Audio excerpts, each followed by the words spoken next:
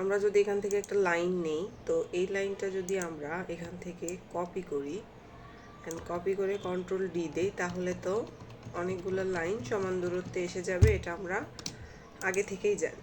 So এখন যে কাজটি করব সেটা হচ্ছে, আমরা যদি এই উপরের লাইনগুলো সবগুলো একত্রে নিয়ে আসতে চাই, যদি আমরা এইভাবে লাইনগুলো নিয়ে আসি, এইভাবে নিয়ে আসি, সেক্ষেত্রে কিন্তু অনেক সময় লাগে এবং অনেক সময় এলোমেলো হওয়ার সম্ভাবনাও থেকে যায়, কিন্তু কাজগুলো কিন্তু অনেক টাইমেবল। তো আমরা যদি এইভাবে না করে সবগুলো লাইন ডিরেক্ট সিলেকশন টুল দিয়ে সিলেক্ট করি, শুধু উপরের অংশটুকু সিলেক্ট করে যদি আমি অ্যালাইন করে দিই, তাহলে কিন্তু সবগুলো লাইন একদম পারফেক্টলি অনেক সহজে খুবই কম সময়ের মধ্যে হয়ে যায়।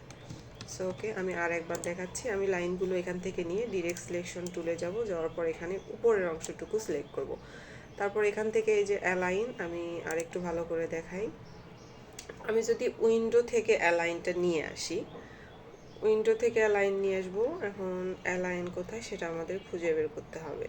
এই যে অ্যালাইন, এখানে অ্যালাইন নিয়ে আসলাম, আনার পরে এখানে হরিজেন্টাল অ্যালাইনটা সিলেক্ট করব। করার পরে আমরা দেখতে পাবো যে সবগুলো লাইন একত্রে চলে এসেছে, এবং এটা হচ্ছে খুবই সিম্পল একটি সহজ প্রসেস।